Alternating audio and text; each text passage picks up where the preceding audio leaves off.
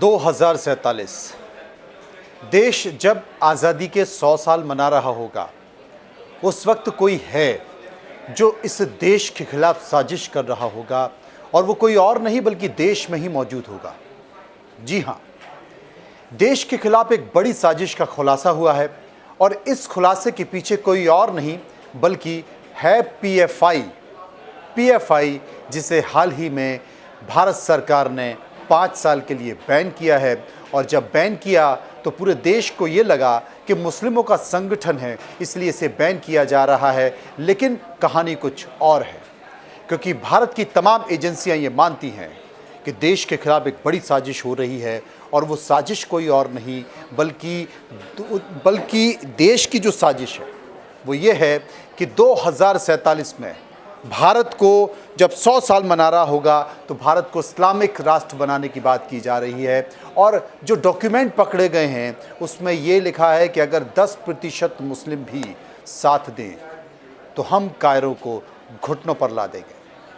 साजिश बहुत बड़ी है, विस्तार से आपको सुनाऊंगा और बताऊंगा कि आखिर ये साजिश क्या है। नमस्कार, मैं हूं मनोज बनू, आप देख रहे हैं इंडिया न्यूज़। साजिश क्या है? ये साजिश आपके सामाजिक ताने बाने से जुड़ी हुई है, आपने कभी सोचा भी नहीं होगा। असल में जब इस खबर के अंदर मैंने घुसने की कोशिश की और घुसता चला गया तो मैंने जाना कि आखिर राजनीतिक पार्टियां इसे लेकर क्या सोच रही हैं। मैंने कांग्रेस को भी समझा, मैंने बीजेपी को समझा, मैंने आरएसएस को समझा, और मैंने देखा कि बीजेपी और आरएसएस कुछ है जिसे लेकर बहुत चिंता में है। वो क्या है आपको तो पता नहीं है, आप तो पढ़ने में व्यस्त हैं, आप अपनी रोजी रोटी के में लगे हुए हैं, आप रोज़गार को ढूंढने में लगे हुए हैं, आप ट्विटर और फेसबुक और इंस्टाग्राम से बाहर नहीं निकल पा रहे हैं। लेकिन कुछ घट रहा है। कहाँ घट रहा है?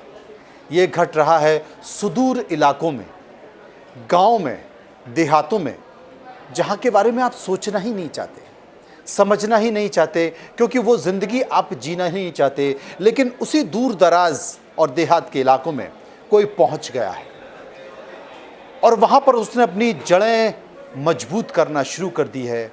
कौन पहुंचा है जानते हैं? पीएफआई। जी हां, पीएफआई जो भारत को इस्लामिक राष्ट्र बनाना चाहता है, और कुछ साल तय कर रखे हैं उसने। ये खुलासा हुआ, यकीन नहीं है ना? लेकिन जब मैं आपको बताना शुरू करूंगा ना तो आपके नीचे की ज़मीन खिसक जाएगी।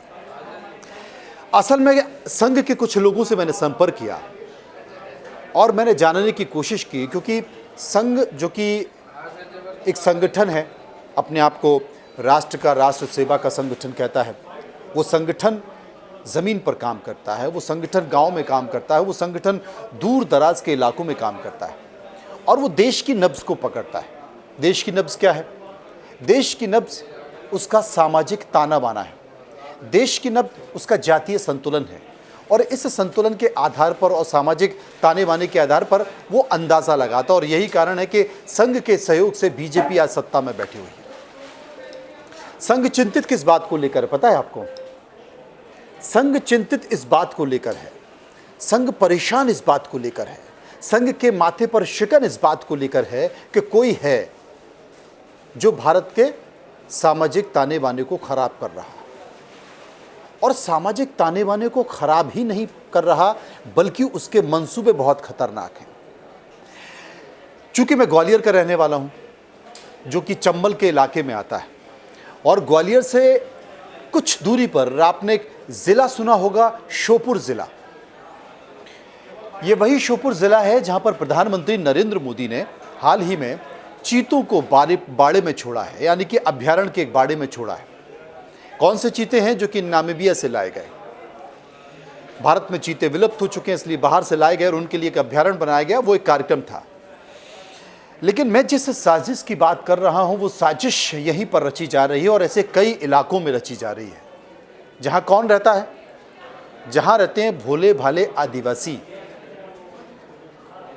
अब आप कहते हैं कि जनाब पीएफआई, इस्लामिक राष्ट्र, 2047 और आदिवासी, ये कुछ जमा नहीं। ये आदिवासी कहाँ से आ गए? असल में देश में जितने भी दूर दराज के इलाके हैं ना, हमारे देश का जो राजनीतिक समीकरण है, हमारे देश का सरकारों का जो ढांचा है, उसमें जो ऊपर आ जाता है फिर वो पीछे और नीचे वालों के बारे में सोचता नहीं है। अगर कोई आदिवासी समाज से ही कोई मंत्री बन जाता है और वो सांसद बन जाता है, विधायक बन जाता है, तो वो अपने ही लोगों का शोषण करता है, किसी और का शोषण नहीं करता है। और ये हमने देखा है, क्योंकि अगर हम अपने लोगों का शोषण नहीं करते तो अंग्रेज़ हमारे देश में आके कब्ज़ा नहीं कर पाते, मुग़ल हमारे देश में आकर कब्ज़ा नहीं कर पाते, क्योंकि हम लोगों ने अपने लोगों को कुचलने के लिए उनका साथ दिया और उनको आमंत्रित भी किया। अब खेल कहाँ है, खेल सुनिए। पीएफआई घुस रहा है आदिवासी इलाकों में। कौन से आदिवासी इलाकों में?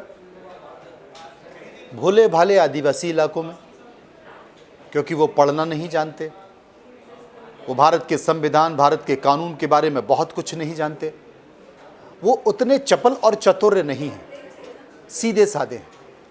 इसीलिए आज भी वो बहुत ही पिछड़े हैं, उनके पास खाने तक को नहीं है पैसा, और वो जल, जंगल और ज़मीन के अधिकार की बात करते हैं। जंगल में रहते हैं, जल पीते हैं और ज़मीन से जो मिल जाता है उसे खा लेते हैं। अब जनाब, साजिश क्या है? आप जब इसे सुनेंगे ना तो आपके कानों के, आपके दिमाग के तार हिल जाएंगे। साजिश ये है कि पीएफआई ने कहा कि देश में सरकार अब हमारे खिलाफ है, तो क्या करें? और जो एक समीकरण बन गया है, उस समीकरण से लगता है कि अब हमारी चलेगी नहीं, हमें कुछ और सोचना पड़ेगा। क्या सोचा? अब पीएफआई ने पकड़ा है। देखिए, संघ भी चिंतित इस बात को लेकर, क्योंकि मैं संघ के तमाम लोगों से बातचीत की है। पीएफआई इस देश में एक समीकरण बना रहा है, क्योंकि अकेले मुस्लिम होकर तो कुछ कर नहीं सकता। वो एक तरफ 70%, एक तरफ 30%, 25%, वो एक समीकरण बना रहा है। समीकरण क्या है? वो एक ताना बाना बनाने की कोशिश कर रहा है। उस ताने बाने में कौन है? उस ताने बाने में है दलित, उस ताने बाने में है आदिवासी, और उस ताने बाने में है मुस्लिम। और जब ये तीनों मिल जाएंगे तो देश के खिलाफ खतरनाक ताना बाना बनेगा।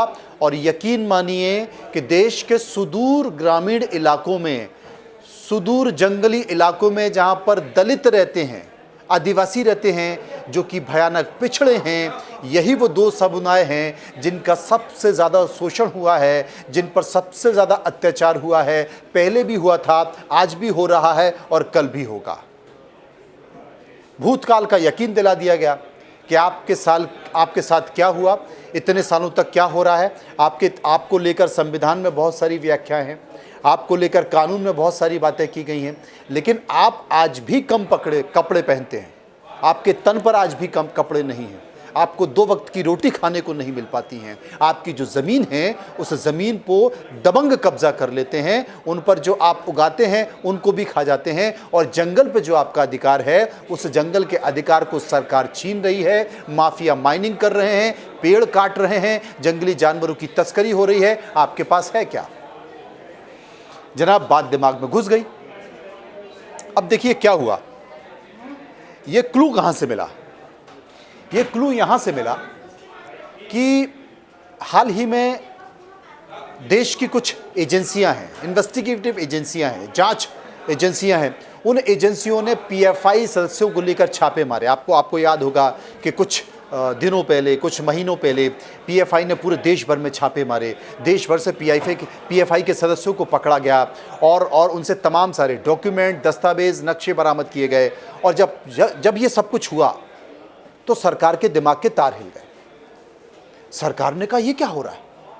और अगर ये हो गया तो 2047 में भारत आज़ादी की 100वीं वर्षगांठ नहीं मना रहा होगा, बल्कि भारत एक संकट से जूझ रहा होगा। और वो संकट होगा इस्लामिक राष्ट्रवाद का, जो सपना पूरा होता दिखेगा। अब इस्लामिक राष्ट्रवाद कैसे बनेगा, मैं आपको बताता हूं। बहुत बड़ी साजिश है जनाब, बस सुनते जाइएगा। ऐसे ही पीएफआई को बैन नहीं कर दिया सरकार ने। अब खेल सुनिए। पीएफआई के सदस्य बांग्लादेश में थे, वो भी पकड़े गए हैं इस इलाके में। मैं बात कर रहा हूं चंबल संभाग के श्योपुर की। बांग्लादेश के पीएफआई सदस्य पकड़े गए, कई बाहरी और देशों के लोग यहां पर पकड़े गए। अब पता किया कि आखिर ये श्योपुर में क्यों है। चंबल संभाग में आदिवासियों की एक प्रजाति पाई जाती है, उसका नाम है सहरिया आदिवासी। ये आज भी पिछड़े हैं, इनका कोई बहुत उत्थान हो नहीं पाया। हालांकि इनके नाम से लोगों ने माइनिंग के पट्टे बनवा लिए, इनके नाम से लोगों ने ज़मीनें ले ली, खरीद ली, बेच दी, बहुत सारा, मतलब कह नहीं सकते। और आज हम इसलिए भी बात कर रहे हैं कि आज आदिवासी दिवस है, आज आदिवासी दिवस है।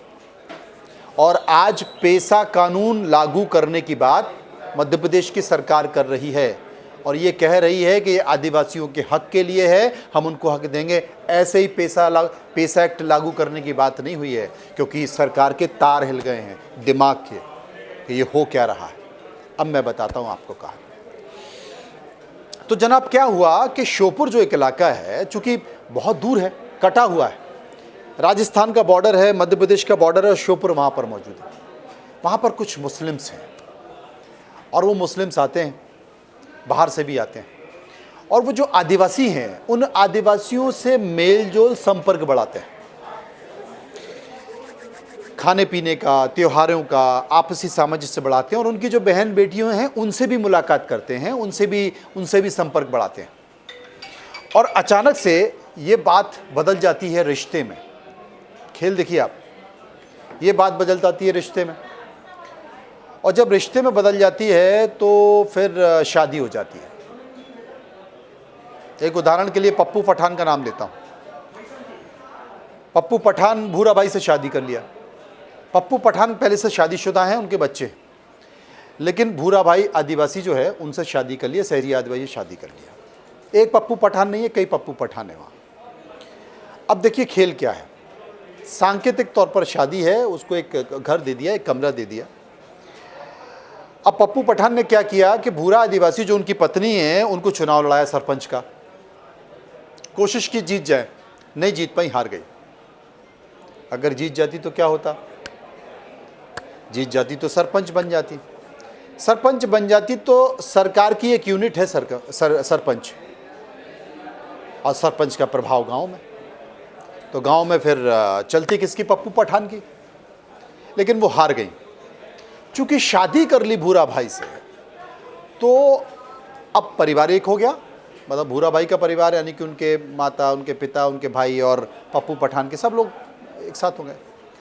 तो उन्होंने कहा कि भूरा भाई तो हार गई, तो उन्होंने कहा कि भाई इनका जो भाई है उसको चुनाव लड़ाया जाए। भूरा भाई के भाई को चुनाव लड़ाया गया, वो सरपंच बन गया, गांव में प्रभाव हो गया। अब सरपंच कौन है? सरपंच है भूरा बाई का भाई, और सरपंच का कामकाज कौन देखता है? पप्पू पठान। ठीक है साहब। अब दखल हो गया पूरा, सरकारी कामकाज, ठेके, ये वो सारी चीज़ें पप्पू पठान देख रहे हैं। मकान भी बनवा दिया सरपंच के भाई के लिए। एक पप्पू पठान नहीं है, श्योपुर ज़िले में ऐसे कई पप्पू पठान हैं जिनकी एक शादी हो चुकी है, 2 शादी हो चुकी हैं, 3 शादी हो चुकी हैं, और उन्होंने एक और शादी किससे की? आदिवासी महिला से। एक नहीं है, मैं आपको तथ्यों के आधार पर ये बात कर रहा हूं। अब जैसे किसी और व्यक्ति, मुस्लिम व्यक्ति ने शादी की किसी और आदिवासी महिला से, उसको जिला पंचायत का चुनाव लड़वाया, हार गई तो ठीक है, जीत गई तो सरकार की यूनिट में शामिल हो गए। ऐसे बहुत सारे उदाहरण श्योपुर में जांच में निकल कर आए। ऐसे बहुत सारे उदाहरण चंबल में होंगे, जांच अगर इनकी की जाए तो। अब इसका खेल सुनिए क्या है। बेशकीमती ज़मीन है, आदिवासियों की ज़मीन कौड़ियों के भाव होती है, वो बेच नहीं सकते किसी को। एक आदिवासी अपनी ज़मीन किसी को बेच नहीं सकता है। एक आदिवासी अपनी ज़मीन सिर्फ एक आदिवासी को बेच सकता है। चूंकि वो आदिवासी की ज़मीन है और आदिवासी खरीद सकता, आदिवासी, ये आदिवासी भी गरीब है और वो आदिवासी भी गरीब है, लेकिन वो ज़मीन किस लिए है? वो ज़मीन उद्योग करने लायक है, उस ज़मीन में माइनिंग हो सकती है, उस ज़मीन में बहुत खेती हो सकती है, लेकिन एक आदिवासी सिर्फ आदिवासी को बेच सकता है। तो जनाब पप्पू पठान ने शादी कर ली। अब पप्पू पठान ने शादी कर ली तो उनकी पत्नी हो गई भूरा भाई। अब भूरा भाई जो ज़मीन 10 लाख रुपए बीघे की है, वो ज़मीन 1 लाख रुपए में पूरे आदिवासियों से खरीद सकती है। उस पूरे श्योपुर ज़िले की ज़मीन वो 1 लाख रुपए बीघे में खरीद सकती है। बड़ा खेल है, समझिए। ज़मीन क्या भाव है? 10 लाख रुपए बीघा। लेकिन भूरा बाई खरीद सकती है 1 लाख रुपए में। खरीदवाएगा कौन? पप्पू पठान। समझ गए? धीरे धीरे भूरा भाई जैसी और भी महिलाएं हैं जिनसे मुस्लिम युवकों ने शादी की है, वो वहां की जमीनें खरीदने लगे। ठीक है, बड़ा खेल समझ रहे हैं आप? चूंकि भूरा भाई हैं, आदिवासी हैं, उनके नाम पर अगर कोई माइनिंग की लीज निकली है और उस माइनिंग की लीज में अगर 10 लोगों ने आवेदन दिए हैं और अगर उसमें एक आदिवासी ने आवेदन दे दिया तो वो माइनिंग की लीज उस आदिवासी को देनी पड़ेगी। सरकारी कामकाज में भी अगर कोई भी काम निकला है, चाहे वो ठेके का हो, चाहे वो किसी काम का हो, चाहे वो सरकार की तरफ से प्राथमिकता में हो, अगर एक आदिवासी ने अप्लाई कर दिया तो वो काम उस आदिवासी को देना होगा। सरकार की बहुत सारी स्कीमें हैं जिनका फायदा राजनेताओं ने, नेताओं के माफियाओं ने, उनके चेले चमचों ने उठाया इन्हीं आदिवासियों के नाम पर। अब कौन उठा रहे हैं? जनाब, आप पप्पू पठान उठाएंगे। पप्पू पठान जैसे कई नाम मेरे पास हैं, सारा डिटेल है। तो अब पंचायत, जनपद सदस्य, जनपद अध्यक्ष, जिला पंचायत सदस्य, इसमें भागीदारी हो रही है। भागीदारी किसकी है? भूरा भाई जैसी आदिवासी महिलाओं की। लेकिन उनको गाइड कौन कर रहा है? Just like a Pappu Pathan. Pappu Pathan उनको गाइड कर रहा है। शाहबुद्दीन उनको गाइड कर, एक शाहबुद्दीन भी है। शाहबुद्दीन ने भी एक आदिवासी महिला से शादी की है, उनकी तीसरी शादी है। एक नहीं, बहुत सारे उदाहरण हैं। तो धीरे धीरे पीएफआई का मकसद क्या है? पीएफआई का मकसद है कि आपको सत्ता में किसी भी तरह से जुड़ना है, समाज में किसी भी तरह से घुसना है और प्रभावशाली भूमिका में पहुंचना है। श्योपुर ही क्यों? अब मैं आपको बताता हूं। पीएफआई ने अभी जब देश की एजेंसियों ने पीएफआई को लेकर छापे मारे तो कुछ डॉक्यूमेंट्स मिले।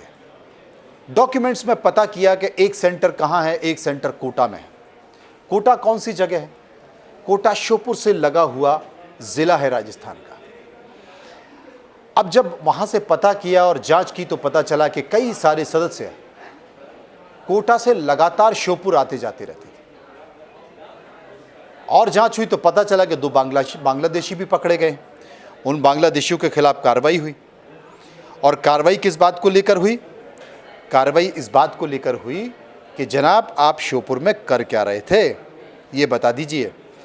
12 बांग्लादेशियों पर एक्शन लिया गया। जो मेरे पास डेटा है उसमें 12 बांग्लादेशियों पर एक्शन लिया गया। और सबसे बड़ी बात है, ये कहाँ हुआ? लॉकडाउन के समय हुआ। पीएफआई के नेटवर्क को खंगालने के दौरान भी इंटेलिजेंस एजेंसियों ने यहाँ से 2 बड़े सदस्यों को गिरफ्तार किया और बॉन्ड ओवर की कार्रवाई के बाद फिर इन्हें छोड़ा गया। संघ के कुछ लोगों से मैंने पूछा, संघ के लोग चिंता इस बात को लेकर कर रहे थे कि मनोज जी, हमने ये महसूस किया है कि धीरे धीरे जो आदिवासी इलाके हैं उन आदिवासी इलाकों में हिंदू देवी देवताओं के बारे में भला बुरा कहा जा रहा है। दलित अब हिंदू देवी देवताओं को नहीं मान रहे हैं, वो लगातार इसकी मुखालफत कर रहे हैं।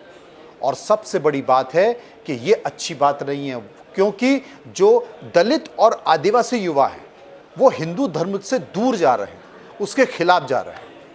अब इसके पीछे का मकसद क्या है? पीएफआई। जब आप गरीब, मैं सवर्ण हूं या मैं अपने इलाके का दबंग हूं, मैं दलित और आदिवासियों को नीचे बिठाकर बात करूंगा। संविधान में उनको बराबरी का हक है, कानून में उनको बराबरी का बात है, लेकिन मैं शोषण करूंगा, उनके साथ दुष्कर्म करूंगा, उनके परिवार को मारूंगा, पीटूंगा और सरकारी कामकाज में, नेतागिरी में, माइनिंग के ठेके में उनके नाम का इस्तेमाल करूंगा, तो उनके मन में क्या विचार आएगा? एक तरफ कौन लोग हैं जो उन्हें समाज में बराबरी का हक दे रहे हैं, यानी उनसे शादी कर रहे हैं और शादी करके अपनी नस्ल को बढ़ा रहे हैं, और उनके द्वारा उनके नाम का, उनकी जाति का संविधान में, कानून में उनको जो दर्जा है, उन्हें जो हक मिल रहा है, उसका पूरा फायदा उठाया जा रहा है। सोचिए आप, मैं किसे मानूंगा? मैं किस तरफ जाऊंगा? मैं तो उसी तरफ जाऊंगा ना।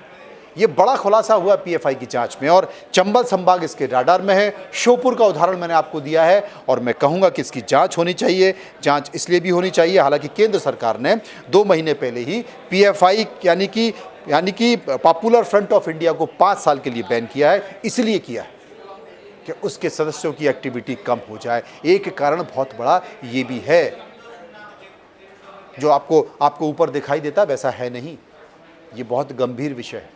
और पीएफआई धीरे धीरे देश के जो सुदूर तमाम इलाके, आदिवासी इलाके हैं, दलित इलाके हैं, जहाँ पर चकाचौंध नहीं है, जो कि सीधे संपर्क में नहीं है शहरों के, वहाँ पर लाइट भी नहीं है, सड़क भी नहीं है, बिजली भी नहीं है, वहाँ पर पहुँचूँ। आपको बस्तर याद है ना, जब एक बार माओइस्ट घुस गए, नक्सली घुस गए, तो सरकार फिर आज तक घुस नहीं पाई है, उस अबूझमाड़ को समझ नहीं पाई है, उस अबूझमाड़ की पहेली को बुझा नहीं पाई है। ठीक उसी अबूझमाड़ की तरह अब पीएफआई के सदस्यों ने इन आदिवासी इलाकों को चुना है, इन दलित सुदूर इलाकों को चुना है और एजेंडा वही है जो मैं आपको बता रहा हूं। 2047 में जब देश आज़ादी की 100वीं वर्षगांठ मना रहा होगा, तब भारत को इस्लामिक राष्ट्र बनाने का संकल्प और इसके दस्तावेज पीएफआई की जांच में मिले हैं और उसकी पूरी प्लानिंग क्या होगी, ठीक इसी तरह से प्लानिंग होगी। और उसमें यही कहा है कि सिर्फ 10% लोग अगर हमारा साथ दे दें तो हम कायरों को घुटनों पे ला देंगे। कायर मतलब हिंदू।